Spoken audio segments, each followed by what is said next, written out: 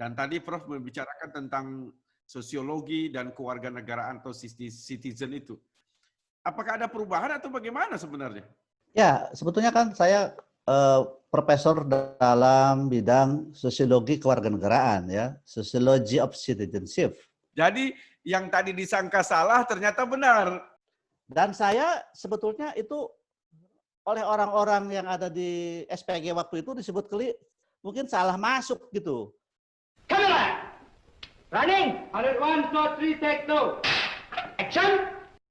Cakap, jangan tak cakap. Assalamualaikum warahmatullahi wabarakatuh. Pendidikan adalah sebuah keniscayaan yang harus dihadapi oleh semua manusia. Ada yang bercita-cita pintar, tapi ada yang bercita-cita untuk menjadi insan yang paripurna. Dan pada saat itu, semua pendidikan akan mengarah bagaimana membentuk kepribadian atau karakter dalam diri manusia. Hari ini saya beruntung karena saya bertemu dengan yang saya sebut, susah saya sebutnya, apakah sebagai senior saya, ataukah sebagai orang dekat saya, tetapi saya banyak belajar dari narasumber yang hadir pada hari ini. Saya ingin memperkenalkan Profesor Dr. Haji Dasim Budimansah yang hari ini berada di Bandung. Assalamualaikum Prof. Waalaikumsalam warahmatullahi wabarakatuh. Apa Pak Hardi. kabar? Alhamdulillah baik. Ya, Bandung aman dari COVID? Alhamdulillah sekarang kita sudah menjalani belajar normal baru gitu ya. Menurut gubernur kan disebut kebiasaan hidup baru lah gitu. Jadi alhamdulillah aman. Iya. Saya mengalami hidup baru dengan Prof ini sekitar tahun 2003. Karena waktu itu 2003 ya. Ya, karena waktu itu saya menjabat Ketua Dewan Pendidikan dan saya bertemu Prof sebagai salah seorang konsultan Dewan Pendidikan dari Kementerian Pendidikan dan Kebudayaan. Siapa sangka bahwa ternyata waktu itu kalau tak salah saya di Hotel Sarijaya, saya bertemu dengan sama alma mater, sama satu alumni, kita beda jurusan. Jadi satu surprise buat saya. Dan lebih hebatnya tentu bertemu seorang alumni IKI Bandung, senior saya yang sudah menjadi konsultan buat saya. Saya banyak belajar dari Prof. Kalau boleh saya mau Prof menceritakan bagaimana bisa katakanlah menjadi seorang guru besar dan awalnya berada kuliah di IKIP yang sekarang disebut Universitas Pendidikan Indonesia. Saya persilakan Prof. Ya, terima kasih Pak Hardi. Memang susah juga saya nyebutnya, apa ini nyebutnya ya. Adinda atau apa? Adinda atau Bang Hardi atau Pak Hardi? Ya, saya kira kita sama-sama sebut abang. Abang ya, Bang. Ya, jadi ternyata kita sudah lama sekali ya berkenalan. Dulu itu memang saya waktu jadi konsultan fasilitasi Dewan Pendidikan Komite Sekolah di Kementerian. Waktu itu kan awal 2003 kami setiap tahun tuh menyelenggarakan rapat koordinasi ya. Ketua-ketua Dewan Pendidikan Komite Sekolah yang sudah terbangun waktu itu di seluruh Indonesia. Waktu di Jakarta tuh ketemu dua orang kaki tangan Bang Hardi. Oh iya betul. Itu Pak Heru sama Pak Hazairin. Hazairin. Ya. Terus bercakap tentang Majelis Pendidikan Daerah kan di Kota Batam. Wah, sangat menarik tuh. Kemudian beliau menyampaikan undangan, katanya diundang juga Bapak datang ke Batam. Saya tuh belum pernah juga waktu itu ke Batam. Sangat worth it kan pergi ke sana. Tidak begitu lama kan langsung saya menyambangi Batam ya. Yang walaupun memang sebetulnya di hati saya Batam sudah merasa dekat, sama banyak baca tentang otorita Batam gitu ya. Macam-macam gitu. Begitu datang kan disambut oleh Bang Hardi itu, saya tuh tinggal di Hotel Sarijaya ya, Iya, di saya. Nagoya ya, Betul, betul, betul. di Nagoya. Terus rupa-rupanya memang satu alma mater gitu dari IKIP Bandung, alhamdulillah. Iya, iya, iya. Setelah itu perjumpaan kita sangat sangat menarik ya, sampai Hmm. bahkan ya makanya saya merasa sebagai kakak dan Bang Hardi sebagai adik, jadi Adinda Hardi saja gitu. Saya kira itu ya perjumpaan awal. Terus pada saat kalau ditanya bagaimana kok saya bisa menapaki jadi profesor di alma mater saya sekarang, IKIP Bandung sekarang kan jadi Universitas Pendidikan Indonesia. Betul. Ini mungkin gini Bang Hardi ya, saya itu mungkin profesi guru itu sudah mendarah daging sejak kecil ya. Sebab saya dulu dari sekolah guru, Bang. Saya dari Sekolah Pendidikan Guru Negeri Sumedang. SPG. Ya, SPG yang sekarang Oh, jadi iya. tiada. Ya, ya, ya, ya. Nah, itu mungkin sudah terpatri ya. Jiwa guru di sana sudah ya dilakoni 3 tahun ya sekolah di SPG itu. Dan memang kalau dulu masuk SPG kan benar-benar seleksinya itu betul-betul bukan hanya intelektual. Kan seleksi tentang keminatan jadi guru gitu macam-macam. Dan saya sebetulnya itu oleh orang-orang yang ada di SPG waktu itu disebut mungkin salah masuk gitu. Sebab begini, Kenapa pada disebut saat salah masuk? Ya, kenapa? pada saat ya ini lucu nih Bang Hardi. Dianggap saya itu salah masuk baik oleh guru-guru di SMP juga waktu itu oleh guru BK. Kalau tidak salah, biasa kan anak-anak baru di tingkat 1 di SPG atau kelas 1 itu suka diwawancara. Guru BK itu nanya sama saya, "Hei, Dacim, kamu salah masuk ya? Kenapa kamu kok nilainya besar-besar amat gitu?" Jadi di rapot tuh besar sekali. Ujian nasional di SMP itu besar sekali. "Kamu dari madrasah ya?" katanya, "Madrasah Sanawiyah." "Bukan, Bu, saya itu dari SMP negeri." "Kenapa nilainya gede-gede amat?" Gitu. Kata saya itu juara gitu di SMP itu. Iya. Kata guru saya itu, "Loh, kenapa jadi juara masuk SPG, jadi guru SD?" Gitu tuh. Aduh, kata saya, "Bu, kenapa memang guru tidak boleh pintar?" Kata saya. "Bukan begitu," katanya. "Kalau di SMP-nya juara, kan bisa ke SMA, macam-macam gitu." Tapi memang betul, saya kan dari kampung, Bang. Dari Sumedang tuh dari kampung. Kata emak saya, "Udahlah, kamu itu masuk ke SPG saja supaya mengabdi jadi guru SD di kampung di sini kembali." Kelihatan guru-guru SD di kampung itu kan hidupnya itu tenang gitu ya. Nyaman. Anak-anaknya bisa sekolah tinggi gitu-gitu. Aman gitu. Jadi itu, Bang. Nah, itu sebetulnya ketertarikan jadi guru itu memang di SPG. Gitu, Bang. Dan berkarir atau sekolah di SPG itu berkah juga. Berkah bagi saya. Saya bisa belajar macam-macam ya, belajar mendidik, belajar organisasi, saya ketua OSIS. Dan jangan salah Bang, itu satu-satunya mungkin pertama di tingkat SMTA waktu itu ya. Saya itu kan pelajar teladan dari SPG. Se-kabupaten? Pertama kali di Kabupaten Sumedang, ya. Terus dites di Sumedang, dimasukkan ke provinsi, ya. Tes di provinsi dengan anak-anak SMA, saya tuh memenangkannya dan saya waktu tahun 1981 dikirim pemilihan pelajar teladan nasional di Jakarta menjelang 17 Agustus. Disitulah kebanggaan. Itu tuh. Ada jadi anak kebanggaan. SPG yang bisa menjadi pelajar teladan se-Jawa Barat. Se-Jawa Barat. Dan dikirim ke nasional. Ya. Itu tuh memang. Jadi yang tadi disangka salah ternyata benar. Benar. Ya. Benar. Iya. Sebab gini Bang, SPG itu belajar segalanya loh. Betul. Belajar disiplin ilmu, belajar berorganisasi, belajar kesenian, belajar olahraga, belajar bercakap.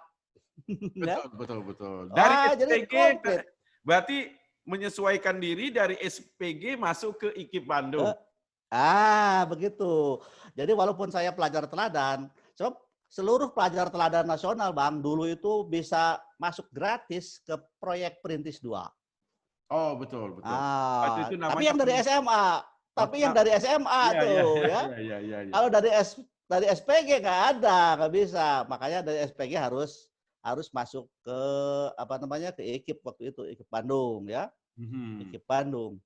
Teman-teman saya banyak sekali yang masuk proyek perintis keduanya itu di IPB, Kalau banyak boleh sekali. boleh saya menanyakan, mungkin agaknya tidak banyak juga pelajar teladan se-Indonesia itu yang dari SPG ya? Nggak banyak, Bang. Waktu itu, waktu di Jakarta tahun 81 memang ada beberapa ya. Ada yang wakil dari Jogja waktu itu SPG Bogem. Hmm, Dan satu lagi ada yang wakil dari Kalimantan Barat, dari Pontianak. Itu mhm. juga dari SPG. Tetapi memang alhamdulillah lah di antara itu ya, sekarang kita suka kumpul-kumpul Bang nih. Para mantan siswa teladan nasional itu kumpul-kumpul. Saya ternyata di angkatan 81 itu paling tua, makanya semuanya manggil saya itu Akang ya. Berhubung saya dari Jawa Barat, Akang. Teman-teman saya ada yang jenderal, kebanyakan dokter Oh, ya, iya iya insinyur iya iya macam-macam. iya iya. Kenapa, Nah itu. ya bukan. Di IKIP Bandung mengambil jurusan apa? Nah, saya kan dulu waktu di SPG itu ujian nasional itu ada 2 nilai yang paling tinggi. Yang Hmm, pertama matematika, mhm, yang kedua PMP, Pendidikan Moral oh, Pancasila. Pancasila. Terus diskusi dengan guru matematika saya yang di SPG itu ya Pak Andang, namanya Andang Sukandar. Wah udah Sim, kamu masuk ke ekip itu masuk matematik. Ya siapa? Saya senang matematika. Sebab saya nilainya 10 waktu ujian nasional tuh. Matematika Wah, dan PMP itu 10. luar biasa. Oke lah. Makanya saya masuk aja ke sini, kan kebetulan waktu itu guru saya masih BA, guru matematik Betul. itu ya.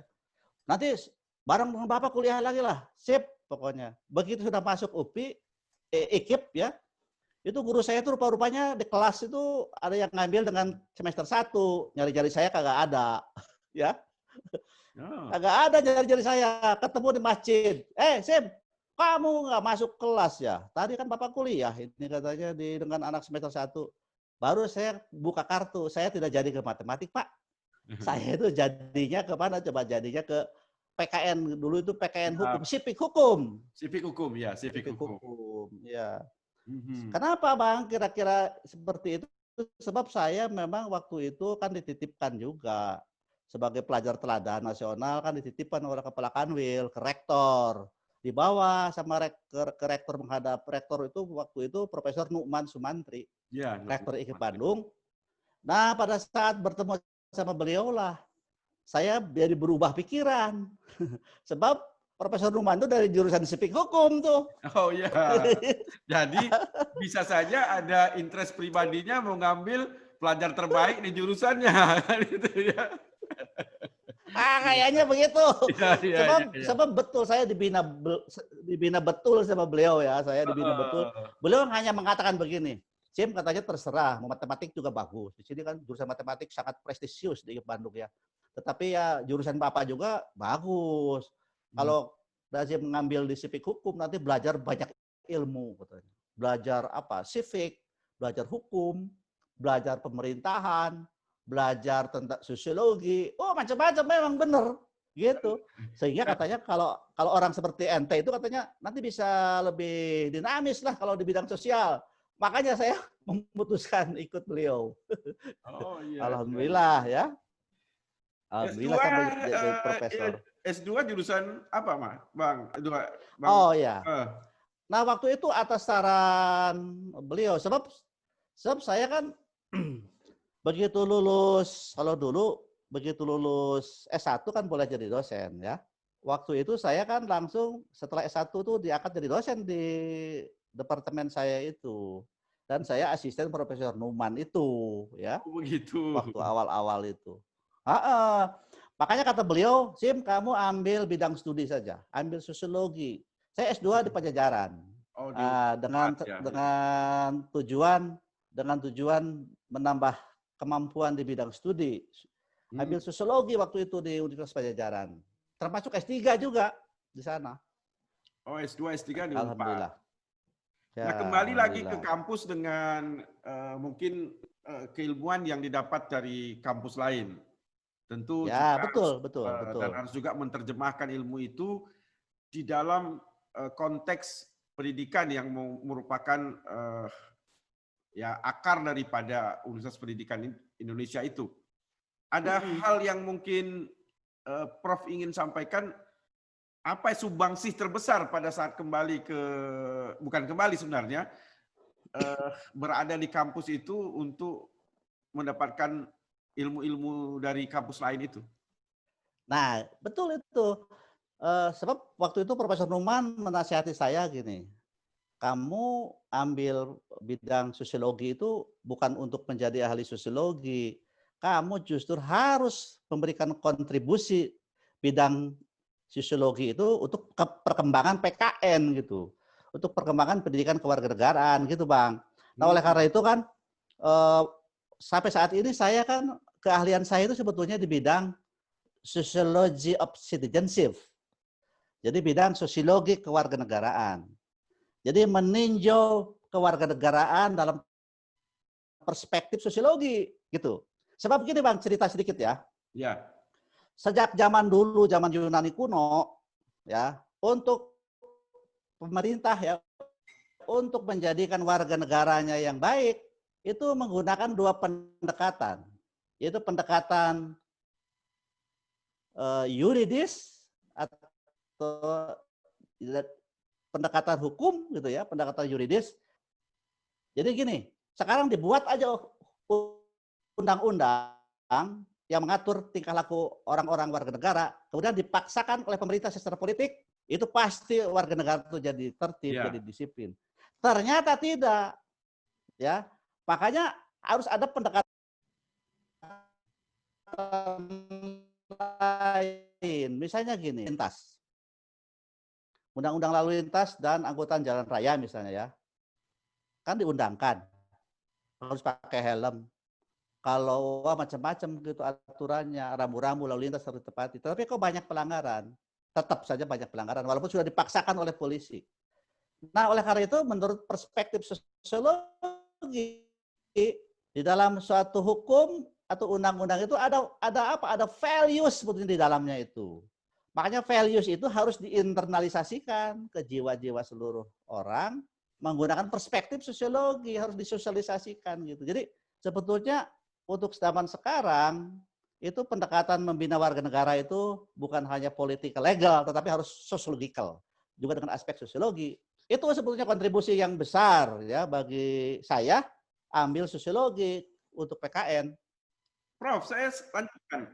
Selanjutnya kan Prof menjadi guru besar di Universitas Pendidikan Indonesia dan saya menghadiri waktu pengukuhan itu. Lalu saya lihat hari ini konsentrasi Prof banyak bicara masalah karakter dan tadi Prof membicarakan tentang sosiologi dan kewarganegaraan atau citizen itu.